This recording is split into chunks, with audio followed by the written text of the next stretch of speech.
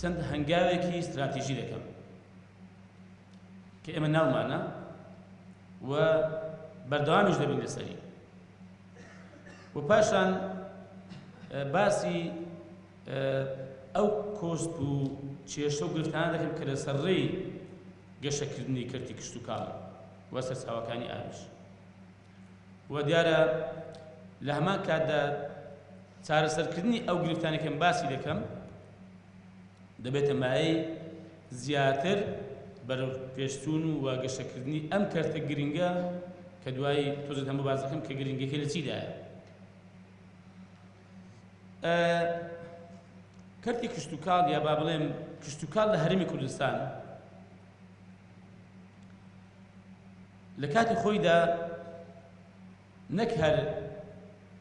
سەبەتەی ئامادەکردنی خۆراک بووە بۆ هەرێمی کوردستان یا بۆ عێراق، بەڵکو سەبەتەی ئامادەکردنی خۆراک بە بۆ وڵاتانی دەوروبەری خۆشی. بەڵام ئەوە لە چ کاتێکدا؟ لە کاتێکدا کە بەپێی سەرژمێری فەرمی حکومەتی عێراقی لە ساڵی 1965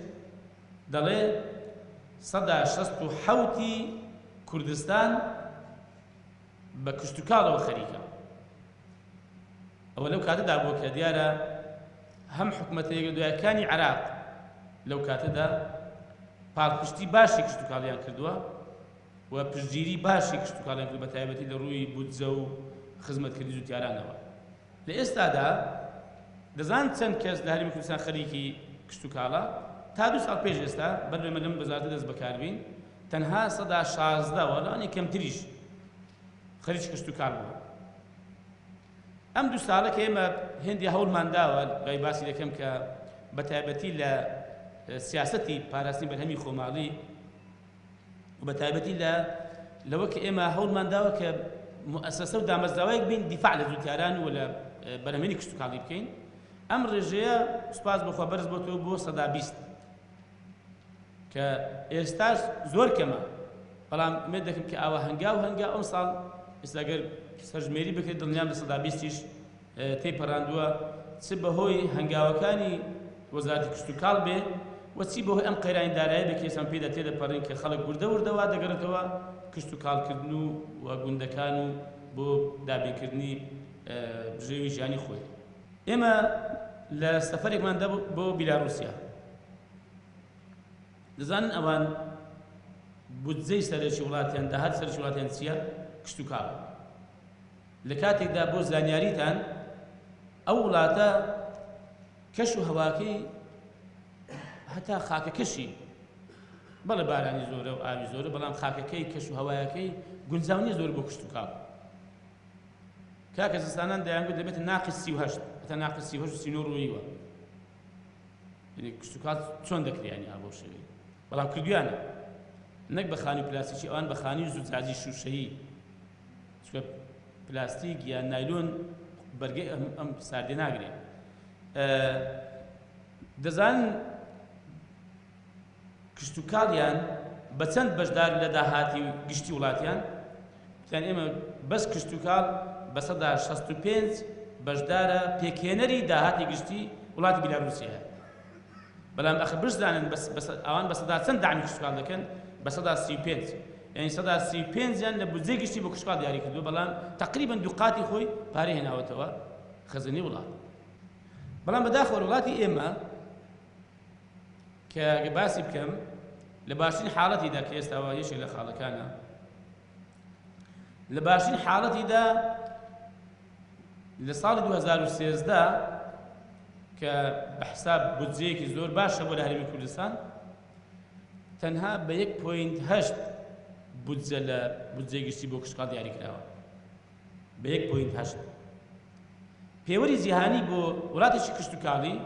دەڵێن نابێت لە 10 بودجەی گشتی کەمتر بۆ کشت و کاڵ تەرخان بکرێت. یعنی تەماشای ئەو فرامۆشکردنەی کەن کە ئەم کەرتەکەستان فرامۆش کراوە. ئەگەر حکومەتی بەعەز ئەمە دوای شاڵاوەکانی ئەنفالی بەدناو هەرێمی کوردستان وێران کرد بە تێکدانی 4000 زیاتر گوند و تێکدانی سەرچاوەکانی ئاو و کانیا و سوتانی دار و باخ و باغات یاریمی کوردستان خۆ حکومەتی هەرێم دوای 92 کە پێکهێنراوە هیچ بەرنامەیەش نەبوو بۆ زیندوکردنەوەی ئەم کەرتە ئەو هەنگاوانەی کە ئێمە وەکو هەنگاوی استراتیژی دنا هەنگاو زۆر کە باسییان وەکو هەنگاوی استراتیژی ناومان یەکەمیان بریتی بۆ لە کردنەوەی دەرگای وەزارەت دیارە پێشتر ئەم دەرگای وەزارەت و ئێستاش لە وەزارەتەکانی کە لە هێندێک فەرمانگە هەر داخراوە ئێمە بڕیارماندا ئەم دەرگای بکەینە بۆ ڕووی خەڵکدا وێ ڕای دیاریکردنی ڕۆژانی سێشەممە بۆ دیداری هاوڵاتیان کاتەکانی تریش خەڵک هەر هاتووە ئێمە قازانی چیمان کردووە ئێمە بۆ وامان کرد جاری یەکەم پسڕانی پەیوەندی لە نێوان خەڵک و دەسەڵات کە دیاردەیەشی زەقە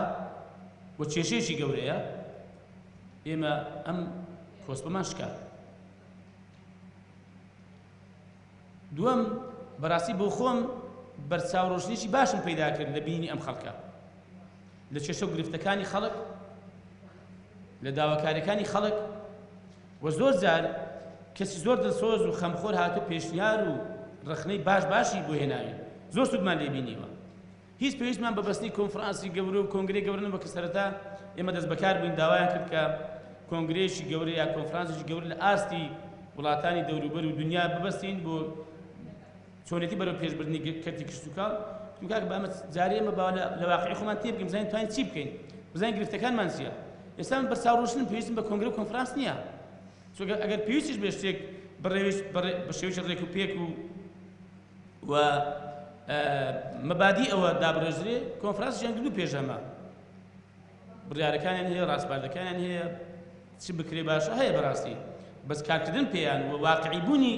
ئەم بنەمایانە کە دایاندا و ئەم برارانەی کە داویان ئەو ڕاستباردێکە نووسیانەوە ئەمە کێشەکەیە و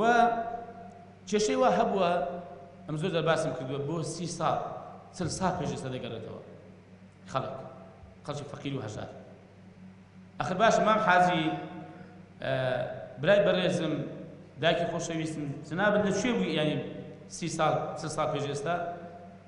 باسی مشکلی خۆت کرد کە کێشەکانیش قورس نەبوون یعنی چارەسەر دەبوون وتیانە جا فڵان کەس ئێمە توانیمانە بەڕێوەبەرێکی گشتی ببینین تا بچین لای وەزیری مشکلەکان خۆمان باسکەین ئەمە کێشەی خەڵک بووە هەنگاوێکی کەمان بریتی بۆ لە پەیڕەوکردنی سیاسەتی سیستەمی پاراستنی بەرهەمی خۆماڵی کە ئەمە یەکێکە لە هەنگاوە استراتیژیەکە دەتوانم بڵێم کۆڵەگەی پاراستنی بەرهەمی خۆماڵیە وە کۆڵەگەی دروستکردنی ژێرخانی ئابووریە بنەمایەکی گرنگی سیاسەتی ئابووریە تا ئێستا تا ساڵێک پێش ئێستا زوتیاری ئێمە بەرهەمێنی کشتتوکاڵی هەوڵی داوە کشتتوکاڵ بکە و بەرهەم بێنێ بەڵام سیستەمێک نەبووە سیاسەتێک نەبووە بەرهەمەکەی بپارێزێ بۆ بە بازار بکە و تووشی زەرەر و زیان نەبێت ئەغلب وایە بەڕاستیم کە دەمبیستەوە یعنی کە من ئەو ساڵی کە دەست بەکار بووم کە سەرەتا بوو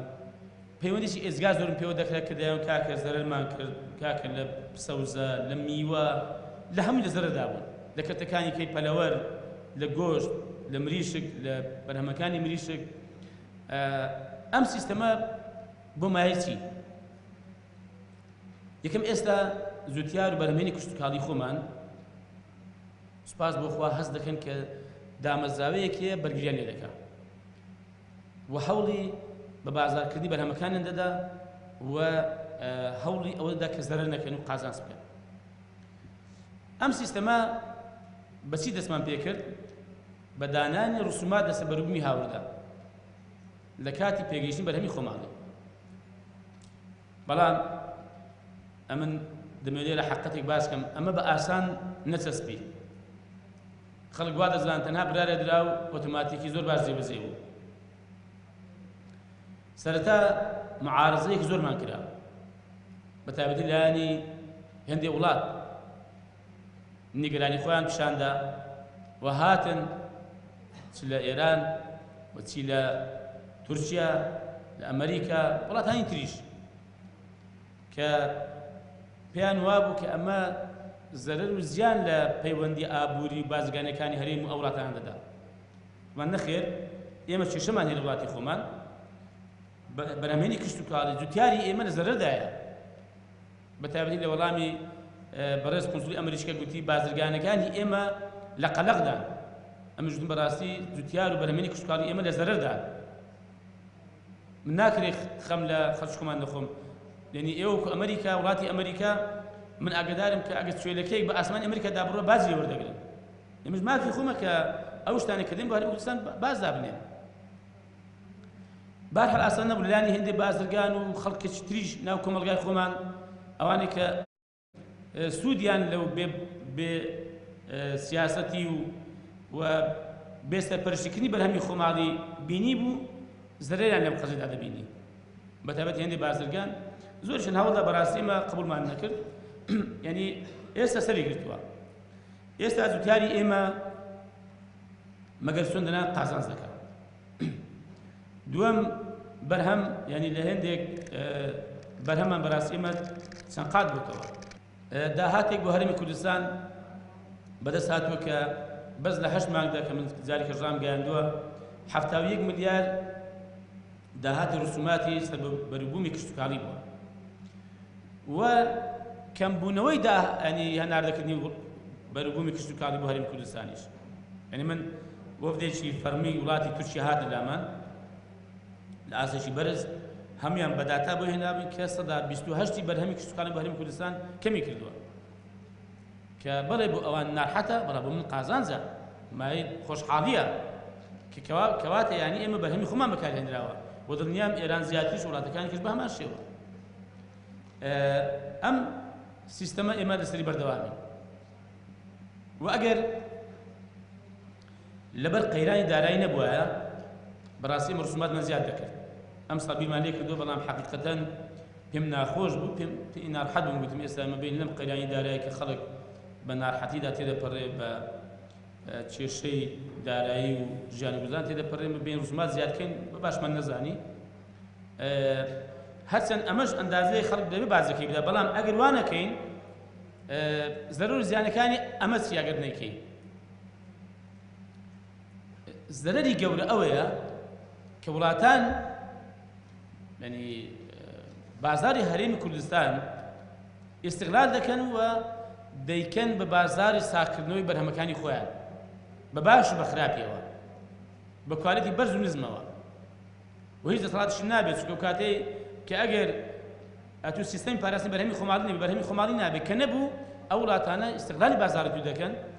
ئەو کاتە بە ئارەزوی خۆیان شت گران دەکەن، هەرزان دەکەن، باش دەنێرن، خراپ دەنێرن، ناساری لەبەرەوە کە هیچ نییە قبولی دەکەین.